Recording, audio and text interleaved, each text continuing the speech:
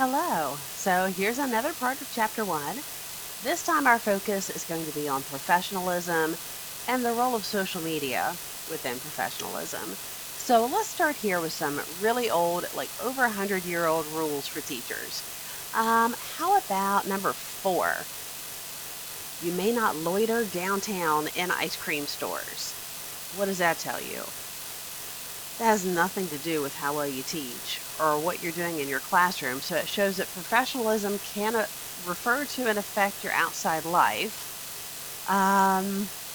You may not dress in bright colors. Again, what does that have to do with how well you can teach? But you can see professionalism when it comes to teachers is very different than for other professions. Could you ever imagine these rules being in place for a lawyer or a clerk in a general store? No. So, what does it mean to be a professional as a teacher today? Well, it can mean a lot of things. This is something you might want to think about when you go out into the field. What are you using to determine whether or not your mentor teacher appears professional to you? We are going to be looking at a couple of things, but I want to start with NCATE. NCATE are the accreditors for colleges of education. One of the things that NCATE requires is that we look at not just candidate, and you guys are the candidates, not just whether or not we're looking at candidate knowledge and skills, but that we're also looking at your professional dispositions. What does that mean? Professional dispositions means that our accreditors want to know not only are we teaching you good content and good skills to be a teacher, but we're also focusing on professionalism. They require each university to come up with a way of measuring what does professionalism mean to us. This is what OU has come up with, that we care about ensuring that you understand the role of social justice, ethics, wellness of students, families, and communities, and being professionally competent. I also like to point out that because of that, we have created a rubric that we use to assess professionalism for every student at different levels of their education here at OU. One of those courses happens to be the 2000 block. Now this is an older list of which courses we used to use, but I still wanted to show it. It's the only list I have to show that we use this dispositions assessment at various levels throughout your time here in OU. Here's what the rubric looks like. So for most students, you get listed as proficient. There is also a column for not observed, and that is also used in many cases. But I can refer to things like professional appearance, academic integrity, prepared for class, punctual for class. I use information from the 2000 course, from the 2010 exceptionalities course. Your instructor gives me information. The 2020 field course, and your mentor teacher provides me with information. So before I move on, what does this do? This sits in live text. This is used for your counselors. It is also used, so if there's a disciplinary problem here at OU, they might pull up live text to see if you have dispositions reports. If you have a serious dispositions report or multiple mild dispositions reports, your counselor might have a meeting with you to go over an improvement plan. This is, again, a tool that we use to ensure that our teachers are learning what it means to be a professional. And that if you're having difficulties with this, that we try to see, is there something we can do to help you get on the right track? So the rest of this presentation is going to be focusing on the licensure code from the Ohio State Board of Education. I didn't want to just simply cover the generic information in the book. I wanted to be more specific to our state. So for each area, I'm going to describe what does that area mean, and then we're going to look at how might you get in trouble in this area. So first we'll be looking at just general professional behavior. Do you serve as a role model to your students? Do you have integrity and dignity in your behaviors? And do you have high ethical standards? So after describing the area, I'll go over what's called conduct unbecoming. Conduct unbecoming is how you might end up being investigated, suspended, or fired. If you have difficulties when it comes to professional behavior. So the first one, and I'm not covering every instance possible, just the highlights. So conduct unbecoming can include having either a physical or a mental incapacity or an addiction that keeps you from doing your job. Now, you might be concerned, perhaps you do have a physical limitation, like epilepsy. Perhaps you have a mental situation like depression or anxiety. Those things are not going to keep you from being a good teacher. Conduct unbecoming means that you have some sort of a incapacity that keeps you from teaching, that prevents you from being a professional, or an addiction. So here we have a second grade teacher who is trying to teach class drunk. Obviously a problem. Similarly, here we have another second grade teacher. What's going on in second grade? She and her husband were on school property drunk. Again, not professional, incapacitated. Conduct unbecoming here can also include harassing other school personnel, sorry, mispronouncing that, retaliating, disparaging, talking badly about other people who work at the school. So what's an example of that? This one is crazy. So this one happened in Maryland. A teacher was so mad at their principal that they used AI to create voice recordings that sounded like the principal using racist and anti-Semitic comments to try to get the principal in trouble. Okay, that is really above and beyond in the world of trying to retaliate. But again, professional behavior. Here's another one. So this was a teacher that got really upset about something that happened at her school. And rather than handling it professionally, maybe filing a complaint, maybe going and talking to the union representative, maybe going to their principal, they made a TikTok.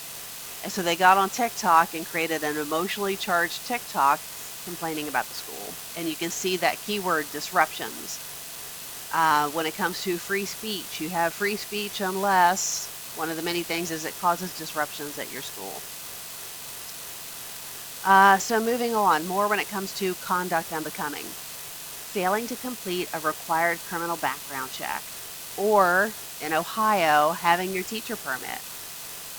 So, one of the many, many reasons that we focus so much on getting your criminal background check and your pre-service teacher permit, especially this semester, you need to get in that practice. You need to know how long those things last. You need to be able to get it done promptly, because that is something that you could lose your license or get fired for.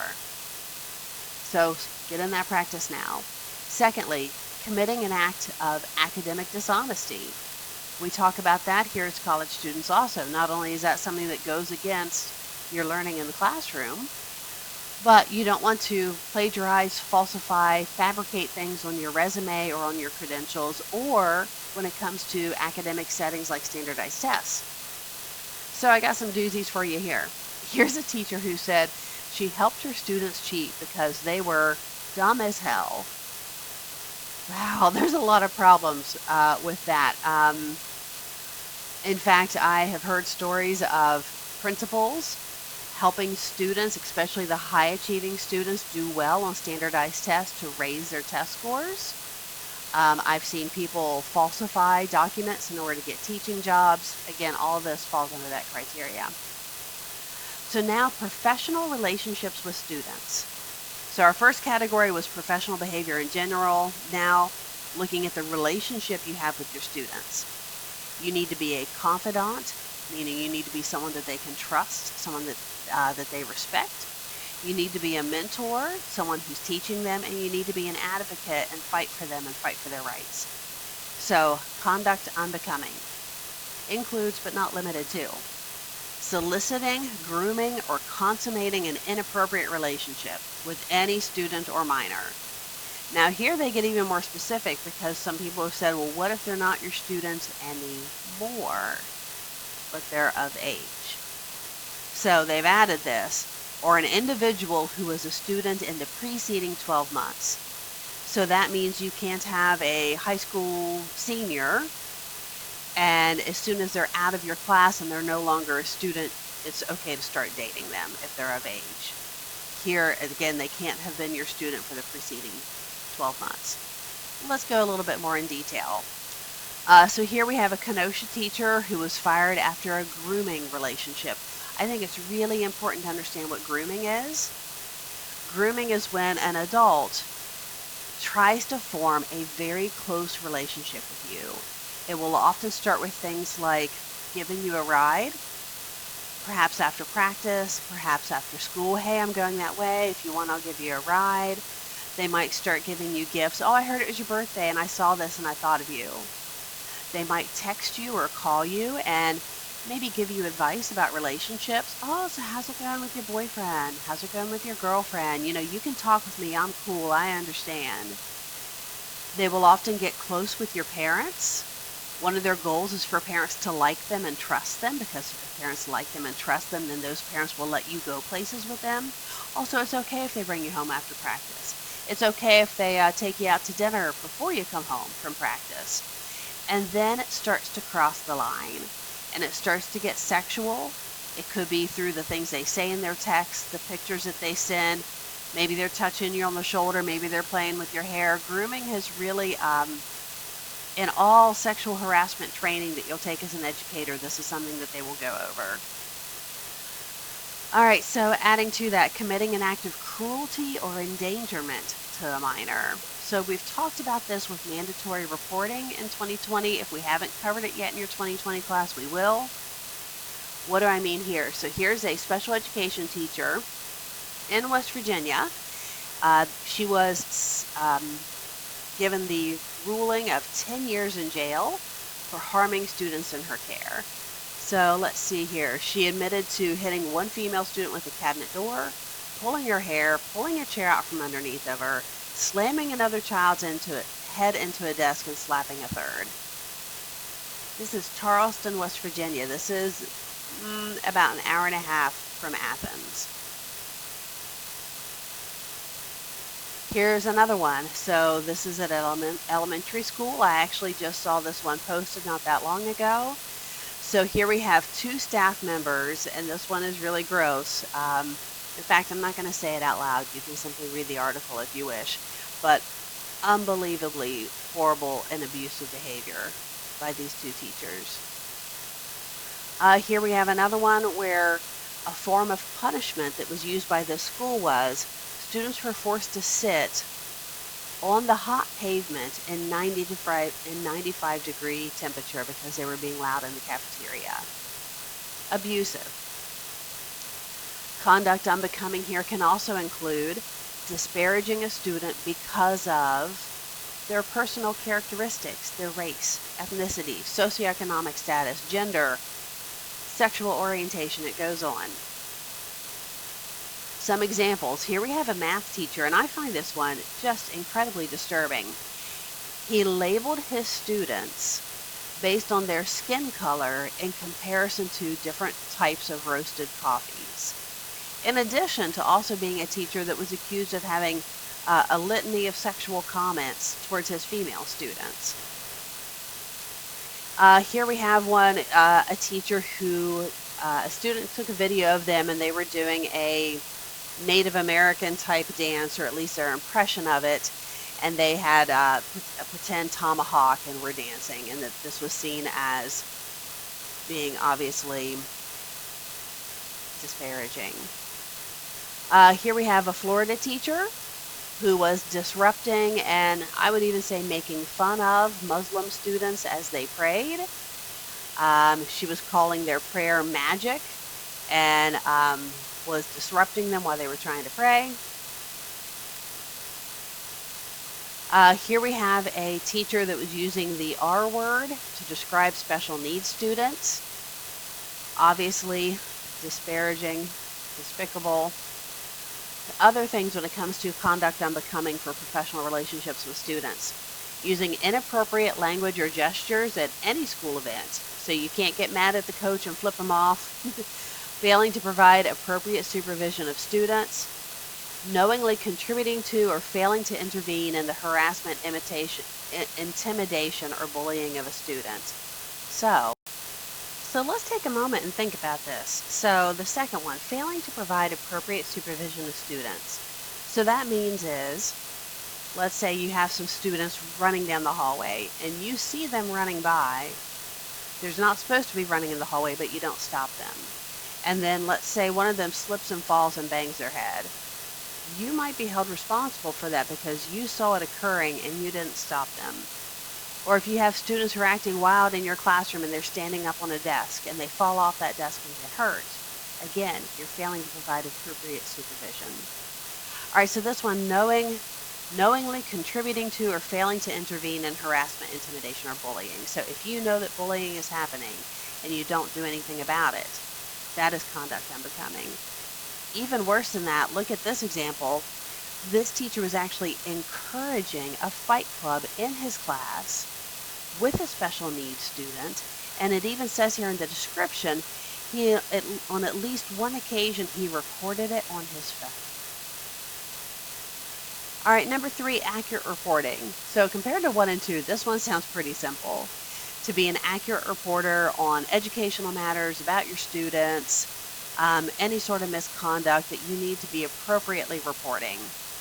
Well, what can conduct unbecoming look like here? Falsifying, misrepresenting, or being negligent in reporting things like your own professional qualifications, your criminal history, your employment history. So here's an instance. This was the second teacher at this school accused of the same thing, having fake credentials. So amazing. So this school in 1 year had more than one teacher with a fraudulent resume and diploma. Here's another one. So still under the category of falsifying, misrepresenting, or being negligent in reporting. Sorry, that's a mouthful. Reasons for absences. Okay, well, I think as students, we all kind of get used to the idea that we can miss class and kind of sometimes make up an excuse for missing class, right? Or to get out of your work study. Not so much when you're a teacher. So here's an Ohio teacher who called in sick, and what they were really doing was they missed school because they were going to a concert. Well, they got busted for it, and they got terminated, so fired for using sick days to go to a concert. Because again, it's considered falsifying records. Intentionally failing to make a mandated report. So we will, if we haven't already, covered mandatory reporting in 2020. This is where if you suspect or observe any sort of abuse or neglect, you have to report it to officials. If you do not do so, you can, again, yourself be in trouble. So here's an instance where a Florida principal and 4 staff at the school got a letter from a student describing how they were being abused, and they just sat on it. They didn't do anything about it. Well, once that came to light, all of them got pulled up on charges because they did not report suspected abuse. Here's another one. Administrators let go. Failure to report child abuse. Number 4, criminal acts. So some of these I'm not going to talk about much because I think they're pretty obvious. So if you are convicted of a felony, obviously that's going to be a problem for you. So any educator shall not engage in criminal activity within the court, right? So I'm going to put this under the category of duh. I think we understand that. Confidentiality. So this one I think is important because we get sometimes a little loose with our tongue, especially once social media comes in or talking with our friends. So confidentiality means you must hold that confidential information in your vault and not give it access to other people. And by vault, I mean keep it to yourself, right? Educators shall comply with local, state, and federal laws related to maintaining confidential information. So conduct unbecoming, what can it look like here? Willfully or knowingly violating any student confidentiality about their grades, their personal information, putting their photographs online without their permission, talking about their disciplinary actions or the IEPs, or using that information in a non-professional way. So you're out at the pool, you're with some teacher friends or just friends in the community, and they bring up a student. You can't go, oh, well, you know, their parents are getting divorced, and because of that, it's really affected the student. In fact, he's probably going to have to repeat this grade next year, and you won't believe what I heard. Again, all of that, not only is it gossip, but you're breaking your confidentiality standards that are so important as a teacher. So here we have one. So this is a teacher who got in trouble for sharing too much information with parents. Information that was considered confidential or embargoed. So putting out ACT scores before she was supposed to. And again, sharing information with parents that she wasn't perhaps permitted to share. All right, number 6, use, possession, or unlawful distribution of alcohol, drugs, and tobacco. This is another one that I'm putting in the category of, okay, I'm pretty sure we all know this. As educators, we're not supposed to use, possess, or distribute any sort of drugs, right? Well, it'd be great to say that this never happens, but here we have a preschool teacher in Cincinnati fired for misconduct and neglect of duty because her drug and alcohol test came back positive. Let's look at some more. Over on the left side, far left, you've got a 3rd grade teacher dealing drugs during class. What the heck? I mean, is she dealing it to her students? Is she dealing it to parents? 3rd grade? Or is she bringing in people off the street? I don't even understand that. The one right below me, cocaine found inside an elementary school on the first day from an employee. Here's a great one. What a role model. This teacher said, why can't we get high together? So the reason we talk about this is because obviously the message isn't getting out there. We still have these teachers who are making these horrible mistakes. Oh, this one, I just added this one last week. Florida elementary school arrested after hosting a party at home for 100 kids with alcohol. Wow, what an incredibly poor decision. So here, another lighter one, financial management, improper compensation for personal gain. So that you have to be professional when it comes to how you're managing funds, right? You'd think that one sounds pretty easy. This one is getting more problems lately. We're seeing a lot more white-collar crime within the field of teaching. So conduct unbecoming. Not notifying the superintendent or board about for-profit activities. What does that mean? So as a teacher, can you tutor a student and get paid for it? Yeah, you can. You just have to tell your principal and board first. Can you offer special coaching sessions or training prior to football season and get paid for it? Yeah, you can. You just have to notify them first, right? And then down below, failing to responsibly account for and manage school-related funds. So let's say if instead of having parents buy school supplies, you tell all the parents, hey, if you all just give me $50, I'll buy your school supplies for you. Great idea, but what if you only actually spend $20 for students on supplies and you keep the rest? That's a problem. So here's some examples. So here's an elementary school principal and a teacher. They were arrested because what the principal was doing was pretending like this lady was working and paying her for working when she wasn't really working. Okay, falsifying timesheets. Number 8, being committed to your contract. The idea that as a professional, you must fulfill the terms and obligations of your contract. I'm including this one because I felt like I bet there are a lot of people who may not realize that. Educators who break their teaching contracts outside of the prescribed time without consent of the board can be suspended of their license for up to a year. So let's say you're in a contract, you're teaching at a school, and then suddenly you get an offer from your dream school. And you're like, you know what, I'm going to take that offer. I'll break this contract because I don't really like this school and I'm going to my dream school. When that comes to light, you could potentially lose your license for up to a year, which then would prevent you from teaching at that dream school. The point of this is they don't want teachers to skip out mid-year or prior to fulfilling their contract. All right, so this one's a doozy. Appropriate and responsible use of technology. Let's take a look. All right, so this category in general is about using technology, electronic communications, and social media in a responsible and professional way. I'm sure you can guess there are multiple ways that conduct unbecoming can become an issue here. Our first example, negligently failing to prevent students from unauthorized use of the educator's personal electronic devices to access material. Now, again, I'm not including everything in the code, but just the things that I felt were important or things that might be surprising. This one's under the category of surprising. So this basically says you cannot let students have access to your phone or your devices, especially if there's information on there that is either confidential or inappropriate. Well, let's see. Has that been a problem? Here we have a teacher that got fired because they had middle schoolers and they were trying to be nice and say, oh, you need a phone, you can borrow my phone. I think it was perhaps to call home to their parents.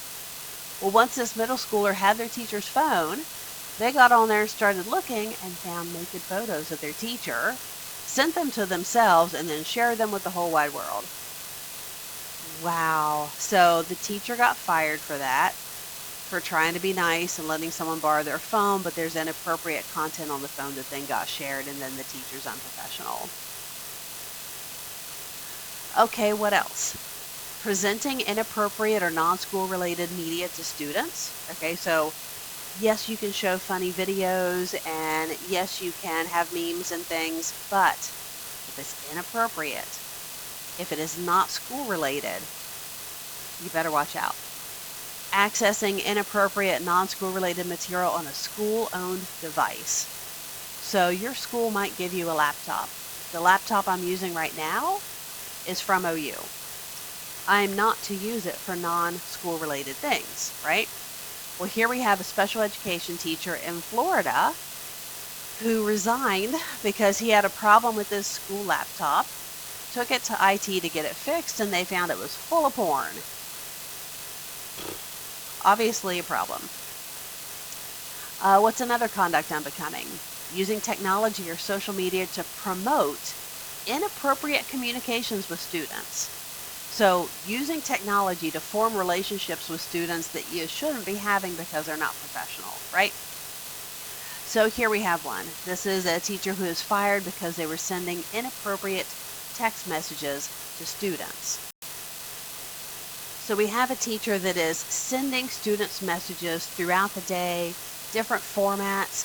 The policeman says that it didn't seem to be pornographic or illegal, but it was simply extremely inappropriate, extremely non-professional. Okay, you shouldn't be messaging your students, sending them FaceTimes, texts, images, videos, and down at the bottom you can see that the teacher was calling some of the students snitches for telling on her. Inappropriate. Using technology, social media, or other electronic communications to post or distribute inappropriate material, right? That you shouldn't be putting stuff out there, whether it's pornography, whether you're advocating alcohol and drug use, disparaging other people. This is a really big category. So drum roll, let's take a look at who our offenders are here. This one, I actually feel pretty bad for this teacher. So the teacher just posted this picture right here. She's got a glass of wine and a glass of beer, let's say. She was fired over this picture. I mean, she doesn't look intoxicated. She's dressed nicely. She ended up choosing to resign rather than formally getting fired, but still it was considered conduct unbecoming because she's promoting alcohol. Here's another one. This teacher posted this picture down below with a simple caption saying drunken pirate. Fired. Again, because they said she is promoting alcohol. So here's a teacher that was fired over his TikTok videos. So this is a teacher who's also a stand-up comedian. To be honest, that's one of my favorite genres. I love teacher comedians. I love comedians of any kind, but as long as you don't cross that line and start making fun of your students, making fun of your administrators, again, breaching confidentiality, being disparaging. So he's posting TikTok videos. He says he's doing this to supplement his funds, but he was making fun of students. Inappropriate. Oh, this one kills me. So this is a special education teacher who posted, well, I have an annual IEP meeting this morning with lawyers and crazy parents. The student is a hot mess, but so sweet. So after work, I'm hitting happy hour. At least I have something to look forward to. Deep breath, I'm going in. Well, good thing she had a deep breath, because by the time she walked into that IEP meeting, the parents had already seen her post. Remember, well, actually, we'll talk about it when we go over social media. So an important thing to keep in mind is no social media post is private. They can always be screenshot. They can always be shared. And then came OnlyFans. Insert eye roll. So this is where, oh my goodness, so many teachers are getting busted and fired for being on OnlyFans. It hits everything we just talked about in terms of posting inappropriate content. So how do we handle this at OU? We do have a social media policy. I'll be discussing it with you in the 2020 class. It's something that sometimes they post on live text and have students sign, but it really goes through what we mean in terms of social media and professional use by educators. So that's the end of the professional part.